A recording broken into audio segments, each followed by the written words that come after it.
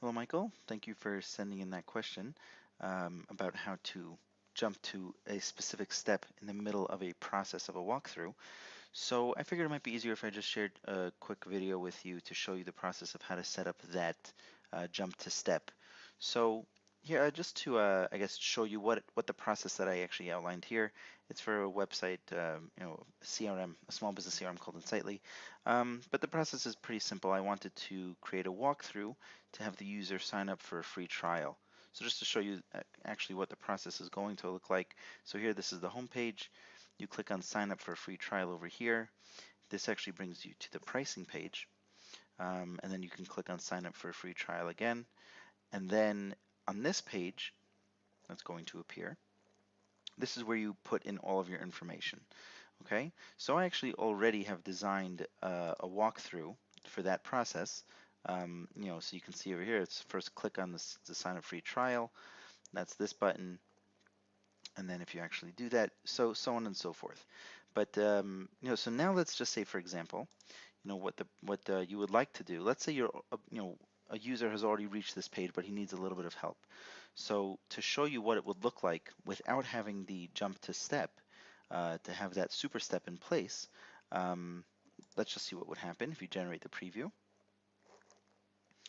And then I'll move this to the side. So over here on the bottom, we're now going to select Activate an Insightly Free Trial, and then you're going to get this pop-up that says that this isn't going to work because this page isn't set up properly to start the walkthrough. So now what we're going to do, let's just get out of that. We're going to configure this walkthrough so that WalkMe can tell when the user is already on this page. So to do that, let's go into the walkthrough. You actually have to add what's called a super step. So to do that, you click on this little icon over here. This is for super steps. And then in this window that pops up, you can go to jump and you click to the middle of a walkthrough. And we want somebody to be able to go to which step. So we look over here on the side, enter first name. That's the step we want somebody to jump to. So you click on enter first name. And now we have to put a rule in place that says when a person is on this page, we want it to jump to this step. So you click create a rule. And we'll use, let's say, an on-screen element, but you could use other elements as well. And let's just say, let's get started as unique to this page. And then is visible. And then you click done. And then you click done again. And now we click save. Okay. So now this is all the way at the bottom. So we're going to drag this all the way to the top of the walkthrough so it's in its proper place. So that it's the first thing that the walkthrough reads. And then you click save. And now we're on this page again. And we're going to activate the preview again, and we'll see what happens this time.